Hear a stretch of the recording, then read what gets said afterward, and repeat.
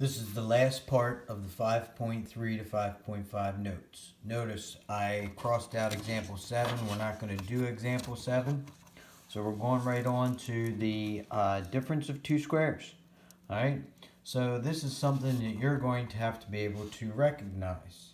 Alright, when you see this a squared minus b squared, or something squared minus something squared, or these could be perfect squares. What you're going to do is you basically take the square root of this, which would be a, and the square root of that, which would be b. And you just do a plus b and a minus b. Alright? With numbers, it looks like this. Alright? If we had this problem, we had x squared minus 4. Well, we take the square root of x squared and get x, and the square root of 4 and get 2. So we would have x minus 2 times x plus 2. Again, the last sign's minus, so that's how you know the signs are different. Alright, so example 8, we got 3 of these to do. So again, we're going to take the square root of this one, which gives us m, and the square root of 25, which is 5. So when we factor this out, we do two sets of parentheses. The m's go in the front, the 5's go in the back, and the signs are different. 1 plus, 1 minus. Alright? So then the same thing here. Alright, so we got q squared minus 625.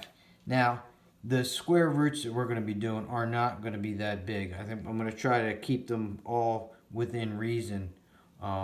So it's not going to be that big of a number, but the square root of 625 is 25.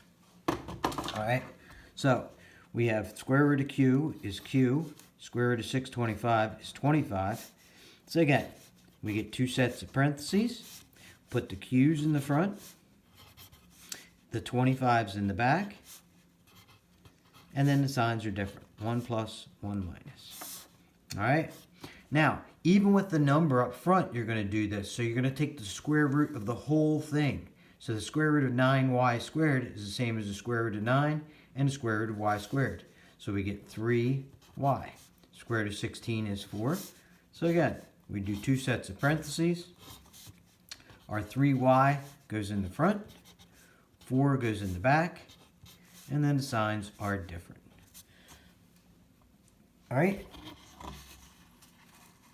And that's how you do the difference of perfect squares. Now notice the difference of perfect squares just has two terms to it. So that's a good way for you to recognize when it's going to be the difference of two squares. Alright, so then there's a checkpoint for you. Alright, you're going to do that checkpoint, so you can hit pause real quick and then do it, and then hit resume, and I'll have them done. I'll be doing them for you. Alright, so you just hit pause and go ahead and do them. Alright, so the first one, we have x squared minus 36. So again, square root of x is x. Square root of 36 is 6. So we get x plus 6 times x minus 6. Alright, r squared minus 100, square root of r squared is r, square root of 100 is 10. So we get r plus 10 times r minus 10. And then number 3, we got 9m squared minus 64. The square root of 9m squared is 3m. Square root of 64 is 8. So we get 3m minus 8 and 3m plus 8.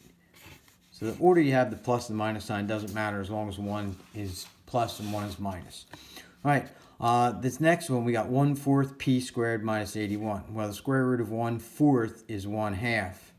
Square root of p squared is p, and square root of 81 is 9.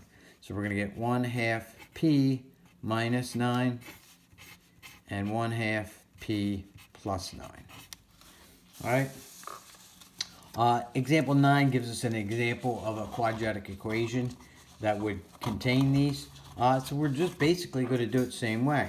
We know it has two terms. All right, as soon as you see two terms with a minus sign, always look for the difference of perfect squares. Well, these are perfect squares. That's a perfect square. So we have it. So again, the square root of 9p squared is 3p. Square root of 25 is 5.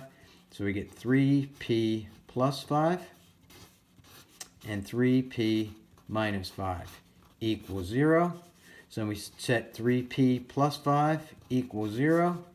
Solve it. Minus 5 minus 5. We get 3p equals negative 5. Divide by 3. And we get p equals negative 5/3. And then we take 3p plus 5. Set it equals 0. Subtract 5. Or this one was minus.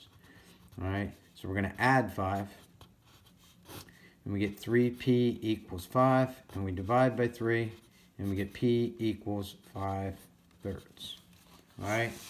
So that's how we get our two answers. Now, this next one, which you should notice right off the bat, is again, don't forget, if you can factor out a greatest common factor, you should do that.